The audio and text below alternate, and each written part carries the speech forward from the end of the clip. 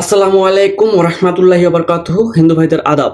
আপনারা সবাই কেমন আছেন? যে যেখান থেকে আছেন সবাইকে শুভেচ্ছা এবং ভালোবাসা।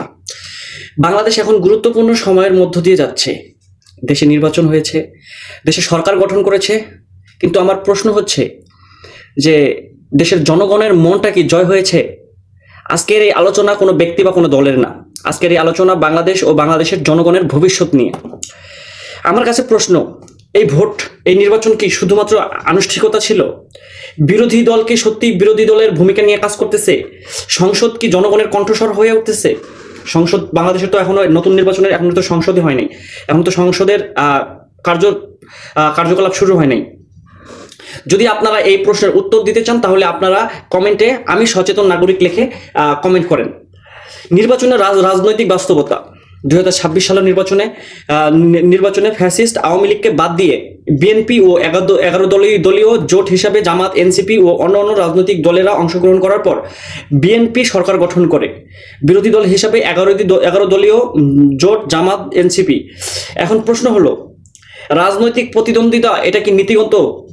রাজনৈতিক প্রতিদ্বন্দ্বিতা এটা কি নীতিগত, নাকি ক্ষমতার লড়াই হচ্ছে, নাকি স্বৈরাচার হওয়ার কায়দা শুরু হয়ে গেছে? ইতিমধ্যে আমরা জানতে পারবো।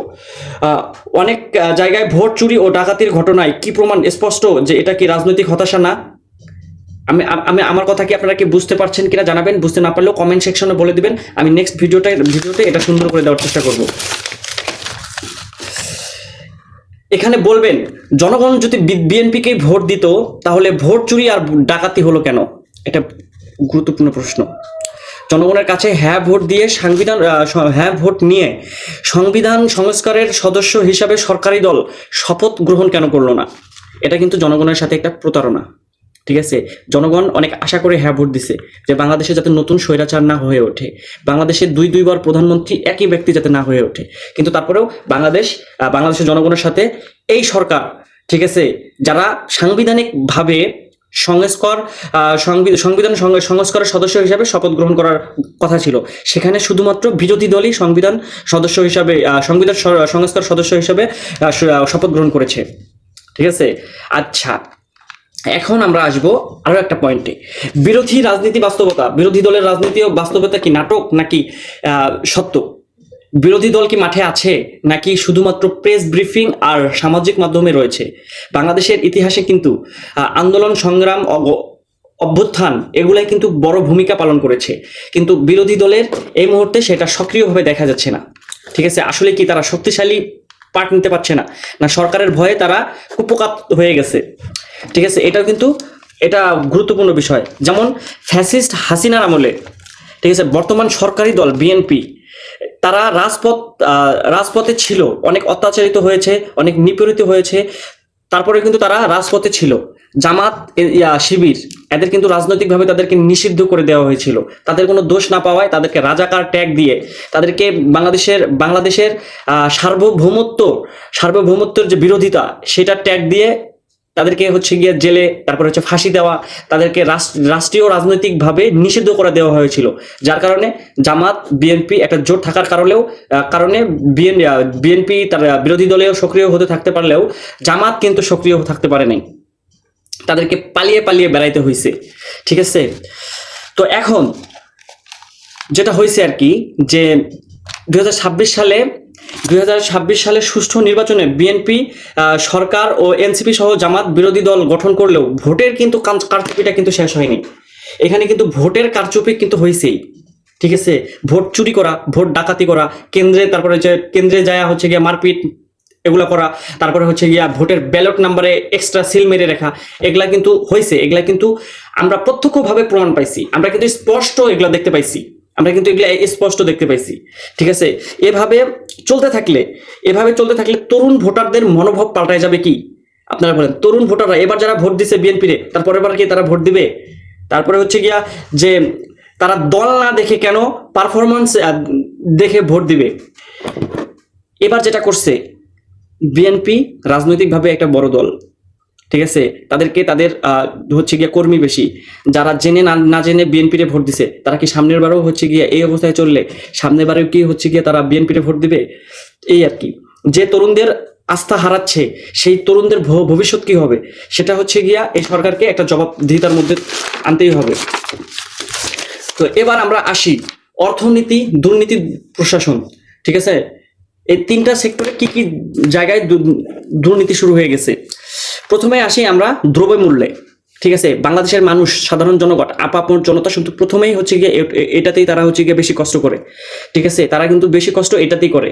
যেরকম শুরুতেই পেঁয়াজ, কাঁচামরিচ, তারপরে হচ্ছে বেগুন, এগুলোর দাম বাড়া শুরু হয়ে গেছে। লেবুর দাম হচ্ছে গিয়ে আকাশচুম্বী। রোজার মাসে এই লেবু দিয়া বিভিন্ন ধরনের হচ্ছে গিয়া তারা সাধারণ জনগণ হচ্ছে গিয়া শরবত হোক বা খাওয়ার দেওয়ার সময় এক টুকরা লেবু হোক, এটা কিন্তু কি বাংলাদেশের একটা সংস্কৃত, এটাকে একদম সরাসরি ফল বানিয়ে দেওয়া হয়েছে।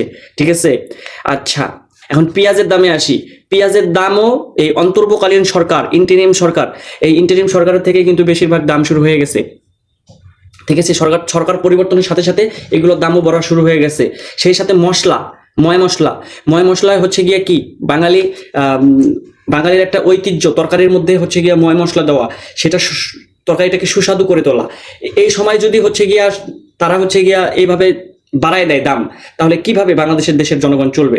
ঠিক আছে, এখন আমরা আসব কর্মসংস্থানে। এই যে কর্মসংস্থানে আসার আগেই তারা হচ্ছে গিয়া কি বেকার ভাতা, ফ্যামিলি কার্ড, তারপরে হচ্ছে গিয়া মুক্তিযোদ্ধা কার্ড, এগুলো তো আগেরই আছে, প্রবাসী কার্ড। ঠিক আছে, এগুলা যদি হচ্ছে গিয়া তারা আগে থেকে অ্যাডভান্স বলা শুরু করে, তাহলে দেশের দেখা যাচ্ছে যে যুবক যারা আছে তারা কর্মসংস্থানে চাইতে চাবেন। তারা বলবে যে আমরা এমনিতেই ভাতা পাচ্ছি, এমনিতেই ফ্যামিলি কার্ডের টাকা পাচ্ছি, আমরা কেন কাজ করতে যাবো, আমরা শুয়ে বসে খাবো। ঠিক আছে, এগুলাই হচ্ছে সব থেকে গুরুত্বপূর্ণ একটা ব্যাপার। দেশের ভিতরে যখন বেকারত্ব বেড়ে যাবে, দেশের ভিতরে সন্ত্রাসী কার্যক্রম বেড়ে যাবে। ঠিক আছে, এটা আপনারা সবাই জানি। ঠিক আছে, ব্যাংকিং খাতে আসি। বিএনপি, ঠিক আছে, বিএনপি যে ঋণ খেলাপিদের দিয়ে নির্বাচন করলো। প্রথমে তো জুলাই সংস্কারে কিন্তু ঋণ খেলাপিদের নির্বাচন করার কিন্তু একটা নিষিদ্ধতা ছিল, সেই নিষিদ্ধতা বিএনপি কিন্তু মানে নাই। আচ্ছা, এখন ঋণ খেলাপিদেরকে মন্ত্রী পর্যায়ে আনা হলো। এখন ঋণ খেলাপিরা যখন মন্ত্রী পর্যায়ে আসবে, তখন কি তারা ব্যাংকিং খাতে দুর্নীতি করবে না? তাদের তো আগে থেকেই আছে, যেমন মির্জা আব্বাসের ব্যাংকিং খাতে হচ্ছে গিয়া অনেক দুর্নীতির প্রমাণ রয়েছে। তারপরে হচ্ছে গিয়া সালাউদ্দিন স্বরাষ্ট্রমন্ত্রী, তাদের তো ব্যাপক পরিমাণে হচ্ছে গিয়া ব্যাংকিং খাতে দুর্নীতির প্রমাণ। ঠিক আছে, রেমিটেন্স নির্ভরতা, বিশেষ করে এই সরকার পাল্টানোর পর, ঠিক আছে, অন্তর্বর্তীকালীন সরকারে রেমিটেন্সের সর্বোচ্চতা একটা আয় আসছে বাংলাদেশে। কিন্তু বিএনপি সরকার আসার পর প্রবাসীদের মধ্যে একটা রীতিমন্যতা দেখা দিছে, তারা বেশিরভাগই হুন্ডিতে টাকা পাঠাচ্ছে। তারা হচ্ছে গিয়া খুব কম সংখ্যক প্রবাসীরা হচ্ছে গিয়া ব্যাংকিং খাতে টাকা পাঠাচ্ছে না। ঠিক আছে, তারা বেশিরভাগই ব্যাংকিং খাতে পাঠাচ্ছে না। তো এই যে ব্যাপারটা, যে যখন বাংলাদেশের রেমিটেন্সহীনতায় ভুগবে, তখন আন্তর্জাতিক পর্যায়ে বাংলাদেশ মুদ্রাস্ফীত পর্যায়ে তাদের সমস্যা হবে। ঠিক আছে, এখন আমরা আসি বিচার ব্যবস্থাপনা। এই সরকার আসার আগেই, ঠিক আছে, নির্বাচন হওয়ার বেশ কিছুদিন আগে আমাদের হাদি ভাইকে হত্যা করা হয়েছিল। এই হাদি ভাইয়ের হত্যারই বিচারটা এখনো হয় নাই। একটা হত্যার বিচার কাণ্ড এখন পর্যন্ত হয় নাই। তাহলে আপনারা ভেবে নেন যে দেশের বিচার ব্যবস্থা ঠিক কেমন পর্যায়ে গেছে। ঠিক আছে, দেশের বিচার ব্যবস্থা ঠিক কোন পর্যায়ে গেছে। ঠিক আছে, নির্বাচিত হওয়ার পর বিএনপি তাদেরই বিদ্রোহী দলের প্রার্থীর একটা যে থাকে আর কি, সমর্থক থাকে, তাকেই কি মার্ডার হিসাবে, একজন লাশ হিসাবে উপহার দিচ্ছে। এনসিপিতে ভোট দেওয়ায় একটা নারীকে ধর্ষণ করে তারা হচ্ছে গিয়া কি উপহার দিছে। এই যে ফার্স্ট উপহারগুলা, চাঁদাবাজি তো আছেই। ঠিক আছে, এই যে উপহারগুলা দিচ্ছে, এই উপহারে কি সরকার কি আসলে টিকতে পারবে? এটা নিয়ে কিন্তু কি আমরা আলাদা একটা ভিডিওতে আলোচনা করব। ঠিক আছে, আমরা আসি এখন প্রশাসন ব্যবস্থাপনায় আসি। বাংলাদেশ পুলিশ আইন শৃঙ্খলা বাহিনী এই অন্তর্বর্তীকালীন সরকারকে সর্বোচ্চ অসহযোগিতা করেছে এই বাংলাদেশ পুলিশ। ঠিক আছে, চাঁদাবাজি হয়েছে, তারা হচ্ছে গিয়া কি কঠোরভাবে দমন করে নাই। ধর্ষণ হয়েছে, তারপর হচ্ছে গিয়ে মার্ডার হয়েছে। ঠিক আছে, তারপরেও তারা কঠোরভাবে এগুলো দমন করে নাই। খুনিরা খুন করে 2 দিনের মধ্যে বাংলাদেশ ত্যাগ করে, তারপরেও এই প্রশাসনের কোনো ব্যবস্থা দেখা যায়নি। ঠিক আছে, এই এখন যে তারা দাসত্ব হয়ে গেছে। ঠিক আছে, কিছুদিন আগে আমরা দেখলাম যে ইনকিলাব মঞ্চের হাদী ভাইয়ের হত্যার বিচার চাওয়ার জন্য তারা যমুনার সামনে অবস্থান নিয়েছিল কিছু ছাত্র জনতা, ঠিক আছে। তাদেরকে বেপরক ধরে পিটানো হয়েছে, বা তাদেরকে ককটেল মারা, তারপরে বিভিন্ন ধরনের হচ্ছে গিয়া বেধড়ক মারা হয়েছে। তার মধ্যে মহিউদ্দিন রনি ভাই এখনো সুস্থই হয়নি, ঠিক আছে। তো এই যে পুলিশ প্রশাসন, তারপরে হচ্ছে সাংবাদিক, এই যে আরেকটা আসছে দেশের মিডিয়া, এই মিডিয়াটা হচ্ছে এত বড় পর্যায়ে হচ্ছে গিয়া তারা দুর্নীতিবাজ, ঠিক আছে। তারা চাই যে এখানে সেখানে ঝামেলা বাজুক, এখানে সেখানে মার্ডার হোক, এখানে সেখানে আন্দোলন হোক। এগুলো না করলে তারা নিউজ করবে কি, তারা খাবে কি, ঠিক আছে। তাদের জন্য ভোটের দিন আমরা দেখতে পাচ্ছি যে সর্বোচ্চ বাংলাদেশের একটা চ্যানেলও নিরপেক্ষ নিউজ করে নেই, সবই এই বাংলাদেশ জাতীয়তাবাদী দল বিএনপির কাছে হচ্ছে গিয়ে তারা বিক্রি হয়েছিল। এখন আমরা বলবো যে এইভাবে চলতে থাকলে, ঠিক আছে, দেশ কোন পর্যায়ে যাবে, ঠিক আছে। ফ্যাসিস্ট আওয়ামী লীগ ক্ষমতাধীন ছিল 17 বছরের দুঃশাসন। ছাত্র জনতা 17 দিনের মধ্যেই তাকে পালিয়ে যেতে বাধ্য করেছে, ঠিক আছে। ছাত্র জনতা 17 দিন, আরো কম লাগছে, আরো কমের মধ্যে 17 বছরের ক্ষমতা তাদেরকে কি সরকার প্রধানকে দেশ থেকে পালানো লাগছে। এই সরকারও তো কিন্তু কি সেম শুরু করে দিছে।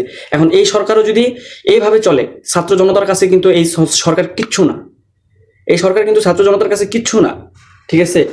এখন আমরা, ঠিক আছে, একটা কথা বলবো যে বাংলাদেশ একটা ক্লান্তি অবস্থায় পার করছে। এই অবস্থায় আমরা কি দলগত রাজনীতি চালিয়ে যাব, নাকি নীতি ও জবাবদিহিতার রাজনীতি চাইবো? দেশ কিন্তু কারো দলের না, দেশ কিন্তু কারো বাপেরও না, ঠিক আছে। দেশ সবার, ক্ষমতা আসে ক্ষমতা যায়, কিন্তু ইতিহাস কিন্তু থেকেই যায়, ঠিক আছে। সবাই ভালো থাকবেন, সুস্থ থাকবেন। আজকে এই পর্যন্তই। আসসালামু আলাইকুম।